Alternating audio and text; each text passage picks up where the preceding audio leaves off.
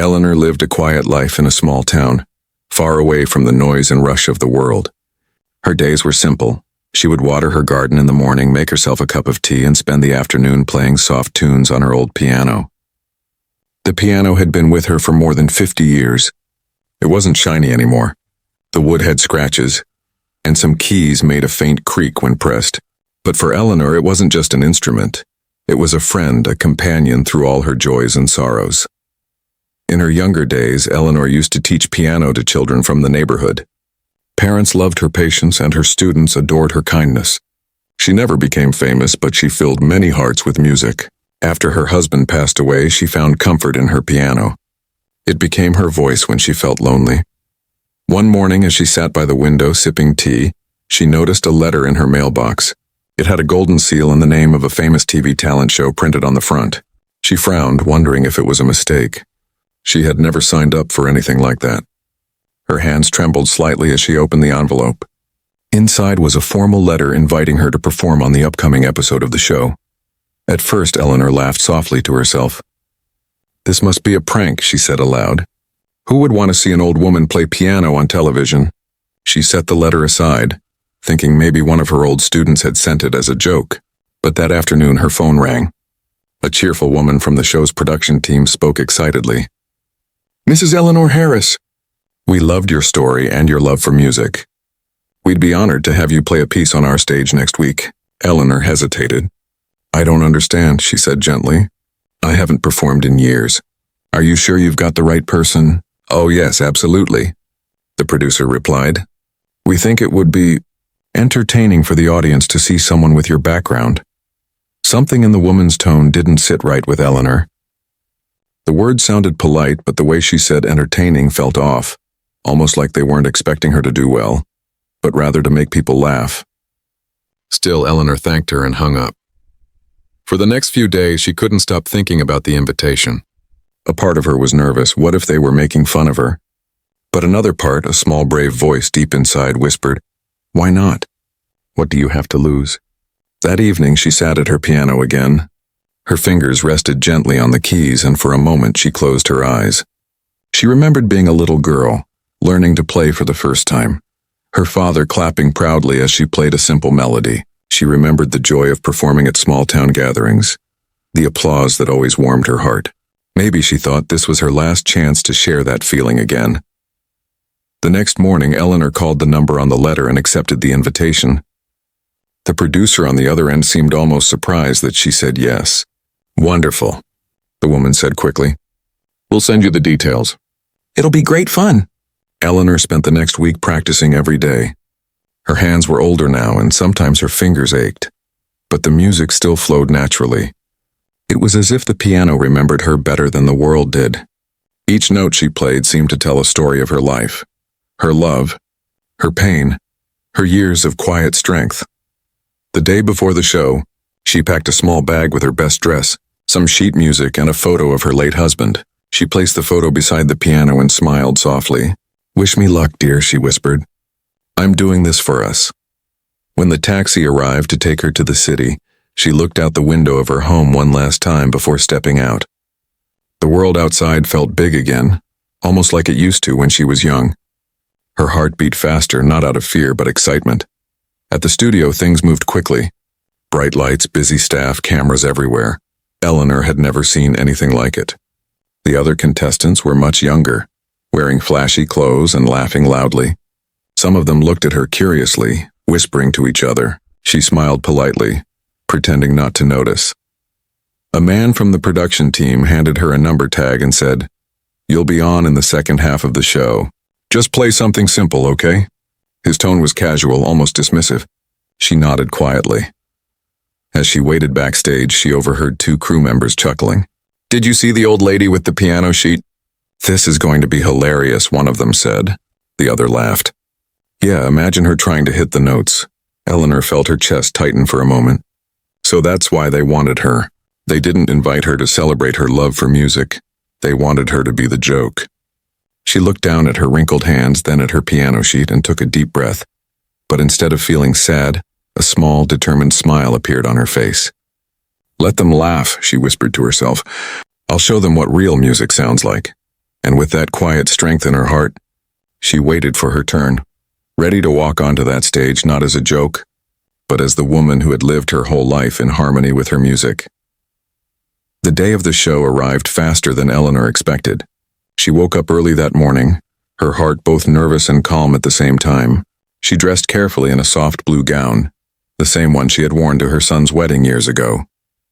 It wasn't new or shiny, but it made her feel graceful. She looked in the mirror, smiled gently, and whispered, "Let's show them, Eleanor.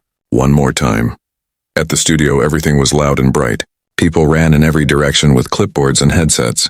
Contestants rehearsed in corners, tuning guitars, warming up their voices, or checking their dance routines. Eleanor stood quietly, holding her sheet music, looking a little lost in the chaos. A young assistant noticed her and hurried over. "Oh, you must be Mrs. Harris," she said, glancing at her notes. "You're the, piano act, right?" "Yes, dear," Eleanor said softly, smiling. "That's me." The assistant nodded quickly and led her to a small waiting area near the stage.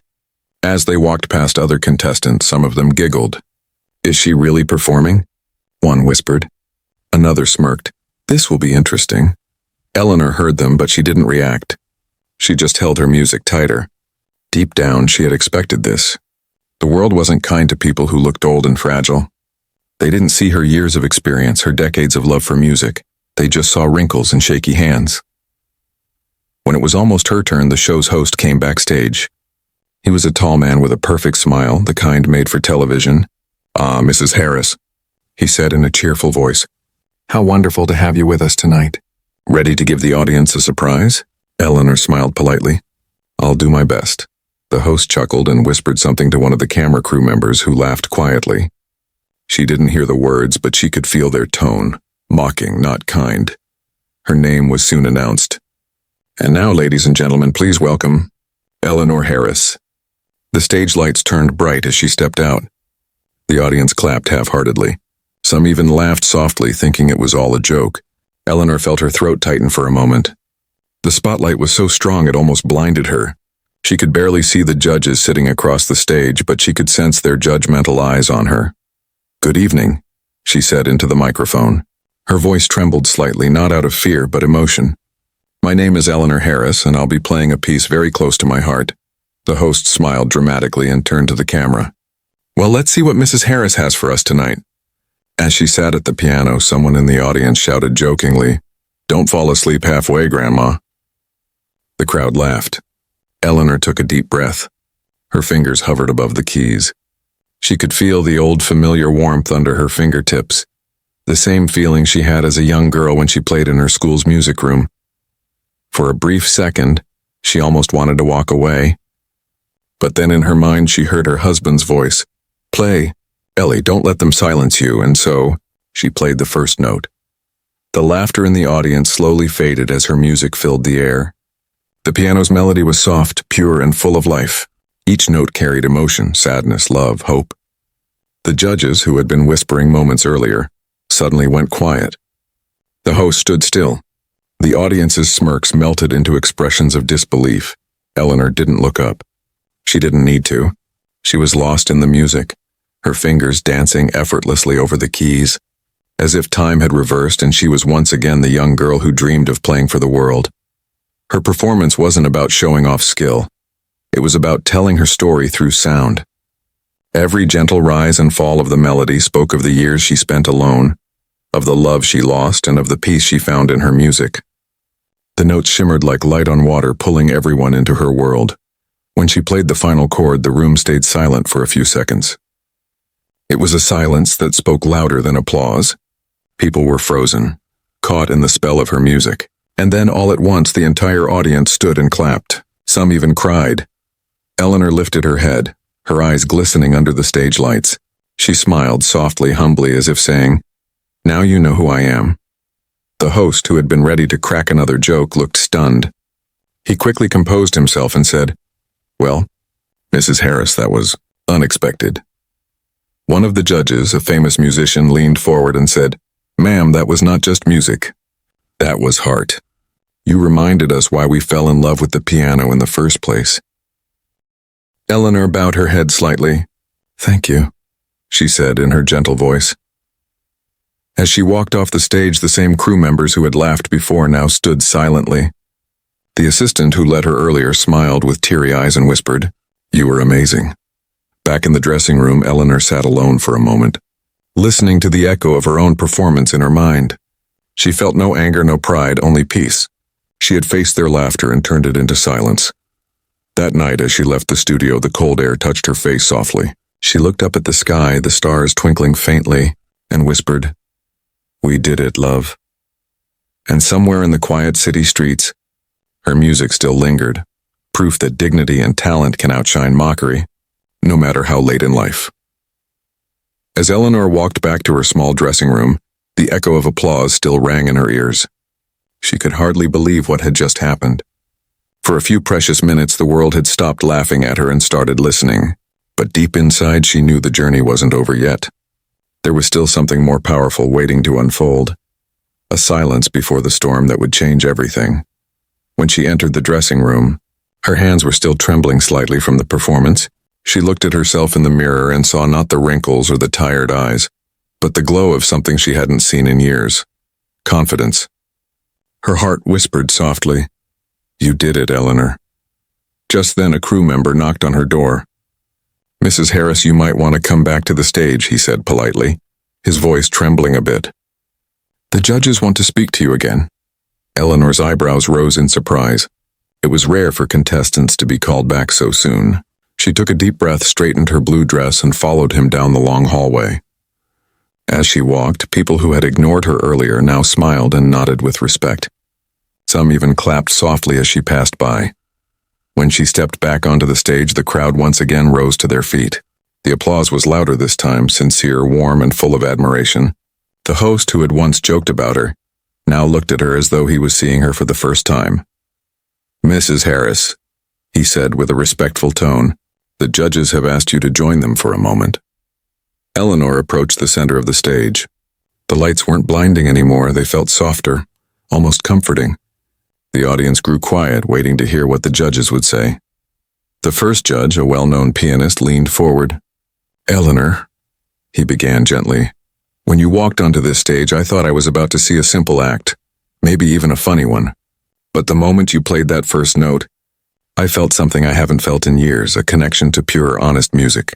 The second judge, a pop singer known for her energetic personality, wiped a tear from her eye. "You didn't just play the piano," she said. "You told a story.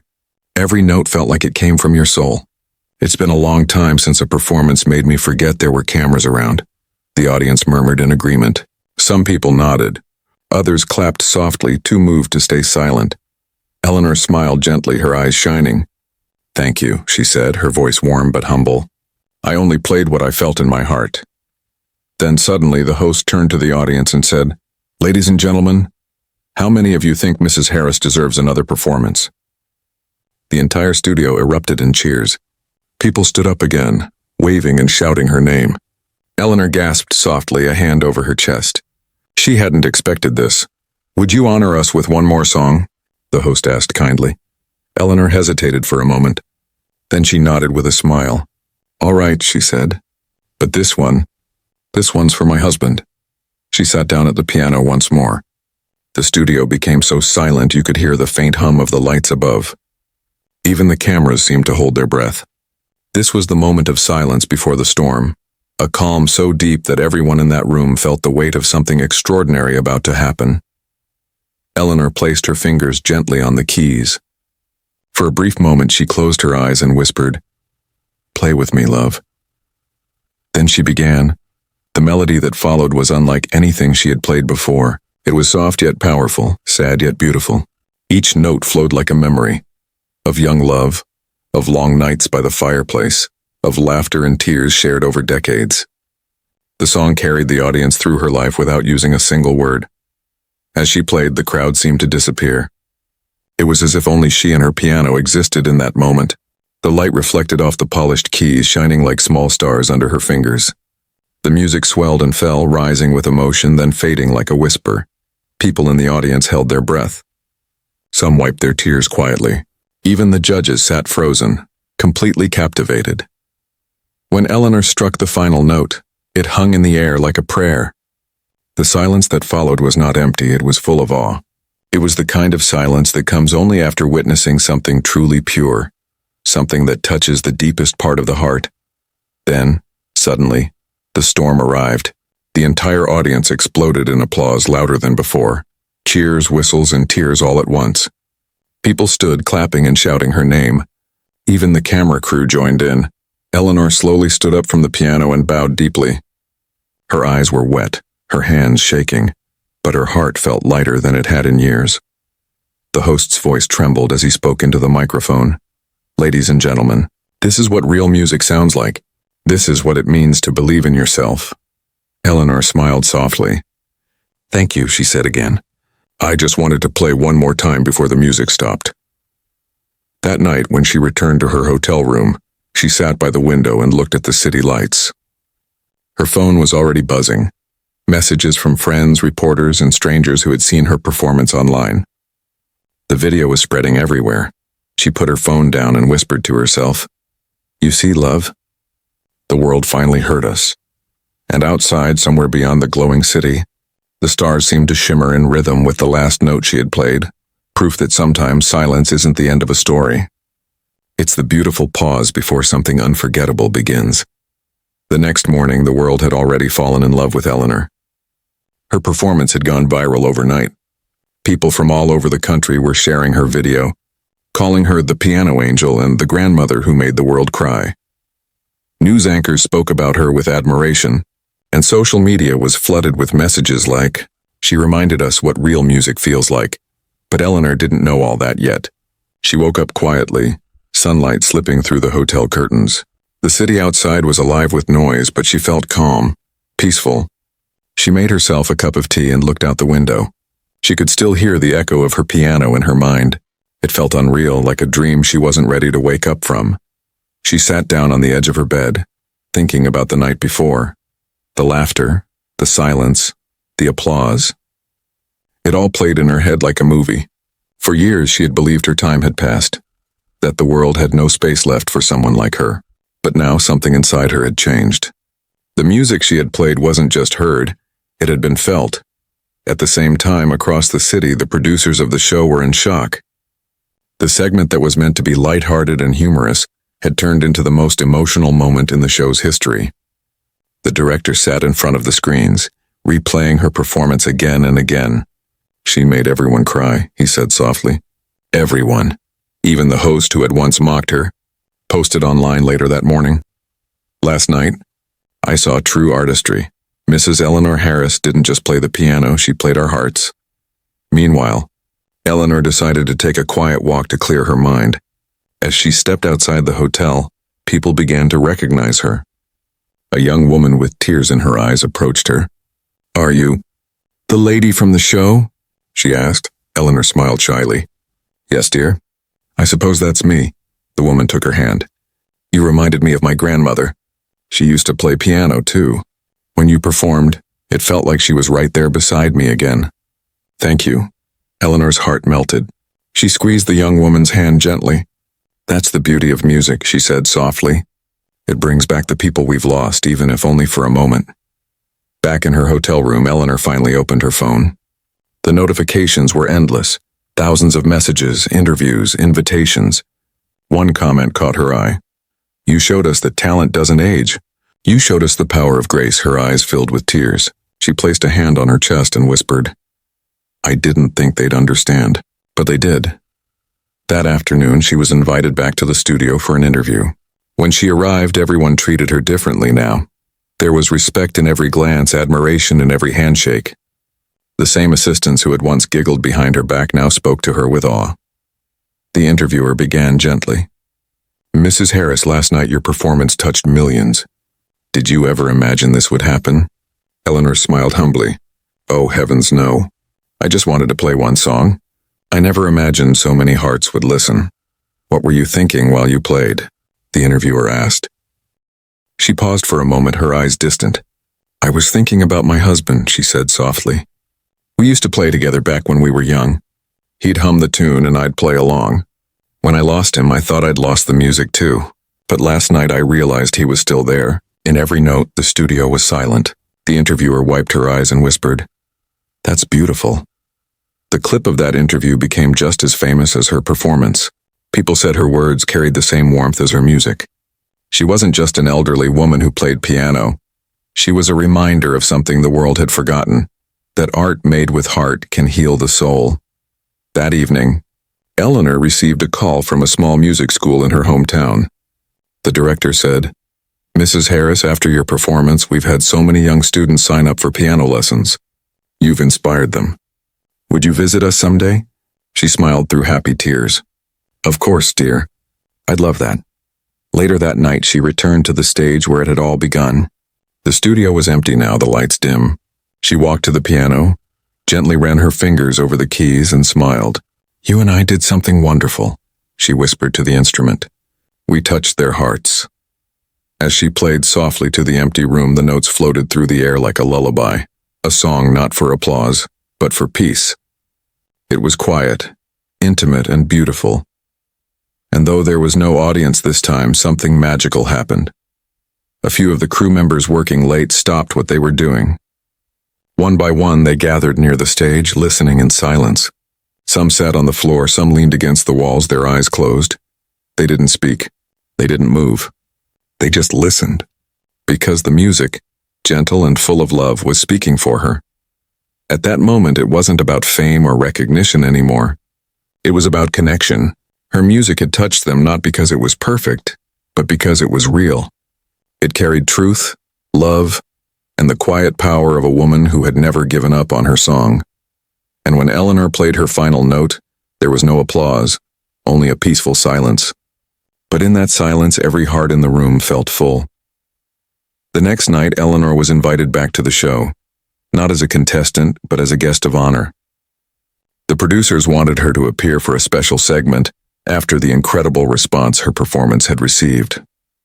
When she arrived, the same bustling studio that once felt cold and unkind now buzzed with excitement just for her. People greeted her with warm smiles, and several crew members hugged her, whispering, "You changed this place, Mrs. Harris." She smiled gently, her soft blue eyes glowing with kindness. "I didn't change anything, dear," she said. Music did. The show began and the crowd was larger than ever. Cameras rolled, lights blazed, and the stage shimmered with color. But even in all that noise and energy, there was something different in the air that night. A sense of respect, of wonder, of quiet gratitude. Everyone knew they were in the presence of something special. When it was time to bring Eleanor on stage again, the host's voice carried a completely different tone. Gone was the sarcasm and mockery from before. Now his words trembled with sincerity. "Ladies and gentlemen," he said, "last night, a performance touched millions around the world. Tonight we welcome back the woman whose music reminded us all what true art sounds like. Please give a standing ovation to Mrs. Eleanor Harris." The audience rose before she even stepped out. The applause thundered through the hall like a wave. Eleanor walked slowly onto the stage, her hands folded in front of her, her expression calm yet emotional. She wasn't nervous anymore. She belonged here now. As she took her seat, the first judge, a world-famous pianist known for his sharp criticism, leaned forward. His voice was quiet, almost reverent. "Mrs. Harris," he began, "I have judged thousands of musicians in my career. I've heard technical brilliance, speed, precision. But what I heard from you was something none of those things can teach." Eleanor tilted her head gently. "And what's that, sir?" she asked. He smiled faintly. "Soul." The audience erupted into applause again. The judge continued, "You reminded me why I started playing in the first place. Somewhere along the way, we all get lost chasing perfection. But you showed us that perfection isn't about flawless notes, it's about emotion. Every note you played came straight from your heart." Eleanor's eyes glistened. "Thank you," she whispered. "That's all I ever wanted my music to do, to speak when words can't." The second judge, a famous pop singer with a bold personality, wiped her tears and laughed softly. "I don't cry easily," she said, "but last night you broke me. You reminded me of my grandmother who used to sing to me when I was a child. You made me feel her love again. That's what music is supposed to do. It brings people back to the moments that made them who they are." The crowd clapped again. Some were crying. Even the crew behind the cameras had tears in their eyes. The third judge, a young composer known for his modern style, leaned in thoughtfully. "You know, Mrs. Harris," he said, "I've spent years using technology to make music sound better. But when you played, I realized how empty that can be without emotion. You didn't need lights or beats or effects, just a piano in your heart. That's power." Eleanor smiled softly. "I'm just grateful people listened," she said. "That's all I ever wanted, for the world to hear the beauty of something simple." The audience rose again, chanting her name. "Eleanor! Eleanor!" The host turned toward her, eyes shining. "Mrs. Harris, your performance has become a global sensation. Millions of people are calling it one of the most moving moments in television history. How does that make you feel?" Eleanor paused. She looked at the crowd, at the judges, at the glowing lights that once made her nervous. Then she said softly, "It makes me believe that kindness still exists in the world. That even when people laugh at you, if you keep believing in yourself, the world will eventually hear your song." The host blinked, visibly emotional. That's beautiful," he said, his voice breaking slightly. A young woman in the audience stood up suddenly. "Mrs. Harris," she called out, "you've inspired me to play again. I quit music years ago, but because of you, I'm going to start over." Eleanor smiled warmly. "Then I've already won, dear," she said. "Because that's the real prize, helping someone find their voice again." The studio filled with applause once more. Some people held their phones up, capturing the moment. The lights sparkled across the stage like tiny stars, and in the middle of it all sat Eleanor, humble, glowing, radiant. As the show ended, the judges came down from their seats and hugged her one by one. The first judge whispered, "You've reminded us what art truly is." The second judge said, "You've made me want to sing again, not for fame, but for love." The third judge simply bowed slightly and said, "Thank you for teaching us." When Eleanor finally left the stage, the audience stood again, clapping until their hands hurt. She turned back one last time, smiled softly, and waved. Outside, the night was calm. The city lights shimmered like a reflection of her music. She looked up at the stars, the cool air brushing against her face, and whispered, "We did it, love. They heard us." And somewhere in that vast glowing sky she felt it, the quiet presence of her husband smiling back at her. The notes she had played still echoed in her heart, and in that moment, Eleanor realized something beautiful. Her music hadn't just touched souls, it had awakened them. That night, as Eleanor returned home, she had no idea that her life was about to change forever. She placed her worn leather bag by the door, took off her shoes, and sat by the piano, her favorite place in the house. The quiet hum of the city outside mixed with the gentle ticking of her old clock. To her, it felt like any other evening. But somewhere out there, the world was listening. By midnight, her video had already reached millions of screens. Clips of her performance flooded social media, on phones, TVs, laptops. People who had never met her were crying, smiling, and sharing her story.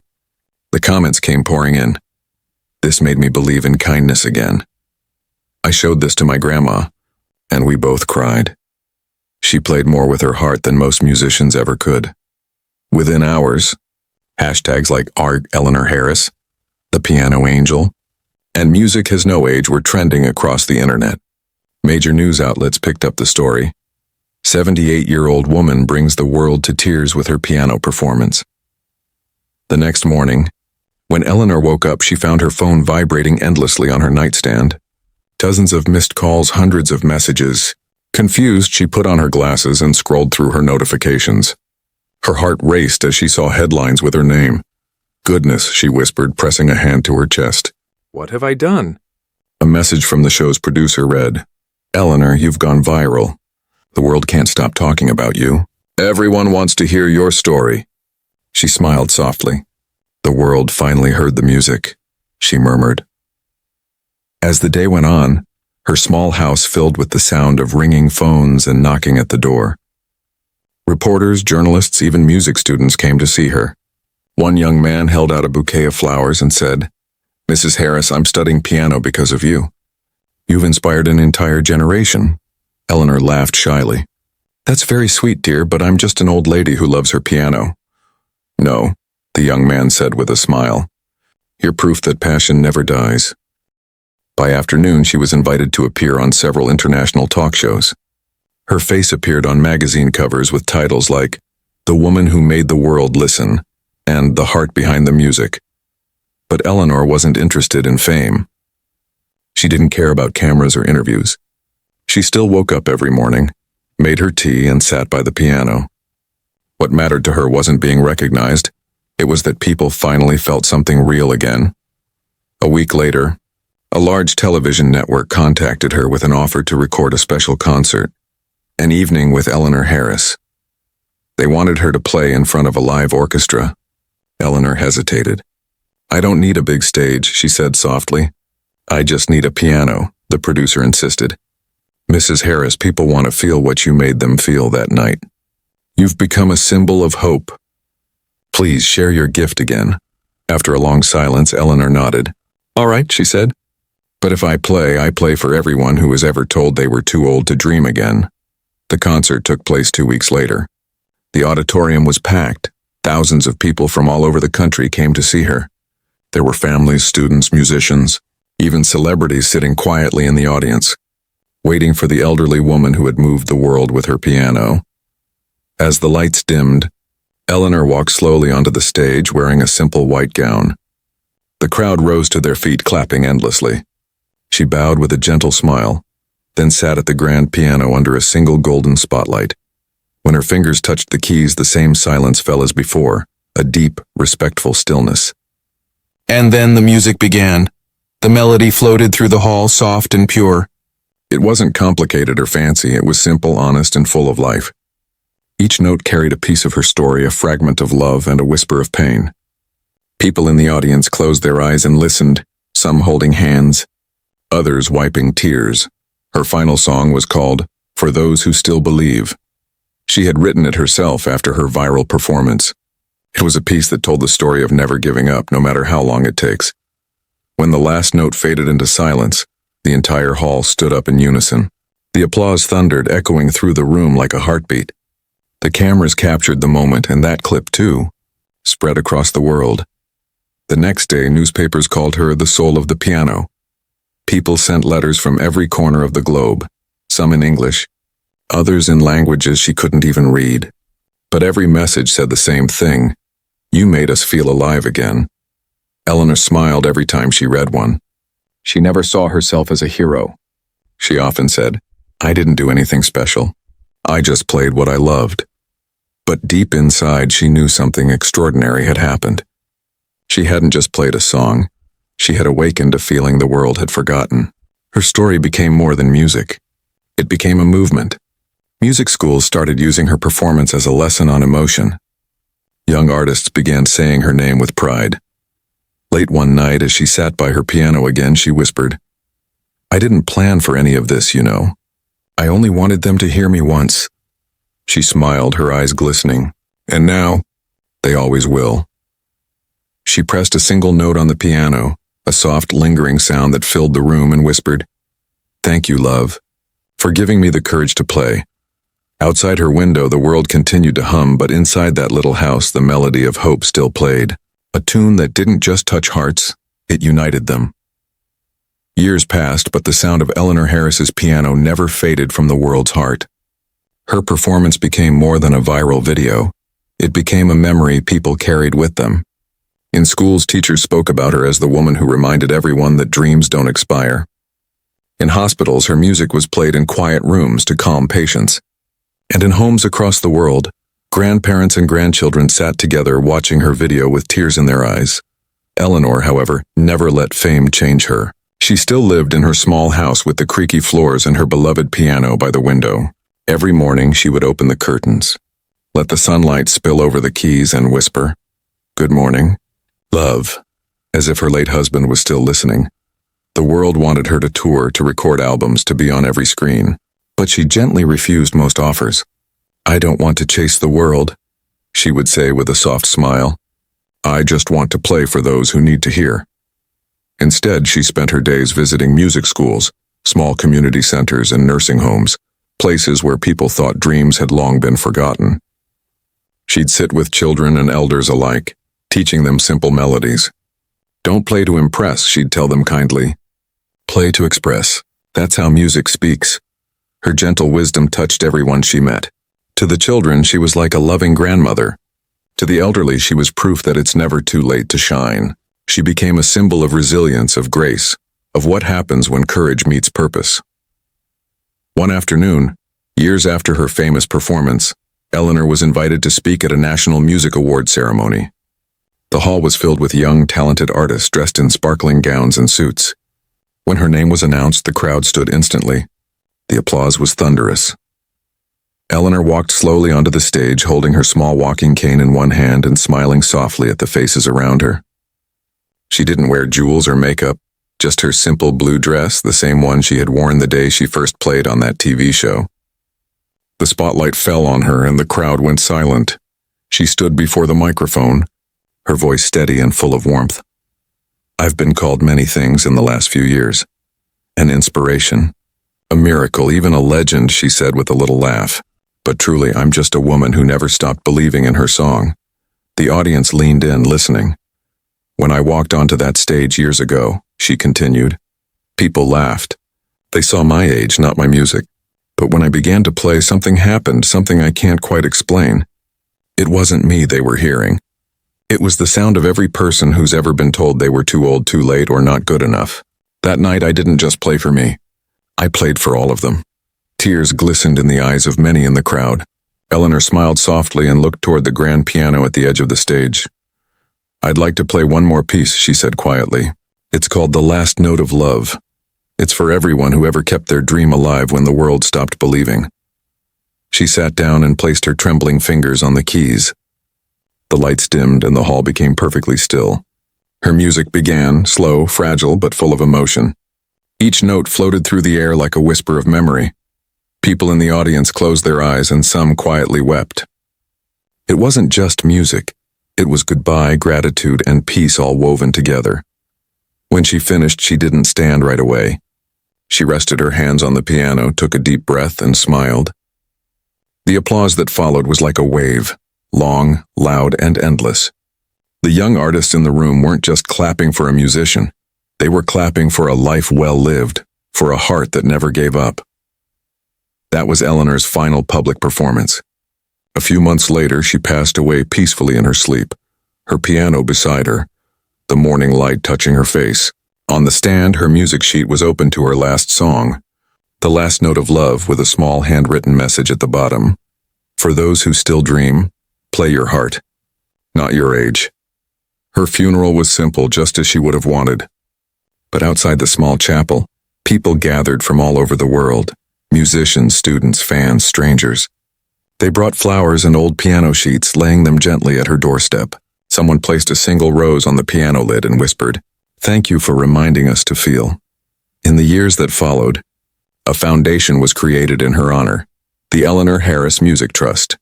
It helped elderly people and children pursue music lessons, no matter their background or age. Every year on her birthday, the foundation hosted an event called the Song of Hope Concert, where people of all ages performed together, no competition, just harmony. And every time someone sat at a piano to play with emotion rather than perfection, a little piece of Eleanor lived on. Her home was later turned into a small museum, a quiet place filled with photos, letters, and the piano that changed everything. Visitors often said they could still feel her presence there, as if her music lingered in the air, smiling softly through every note. Generations later, her name was still spoken with warmth. Teachers told her story to remind students that greatness has no timeline, and somewhere in living rooms across the world, people still watch that old video, the one where an elderly woman once laughed at, sat before a piano, and silenced the world with her heart. Because Eleanor Harris didn't just play music. She became it, and her melody, soft, eternal, and full of love, never stopped playing.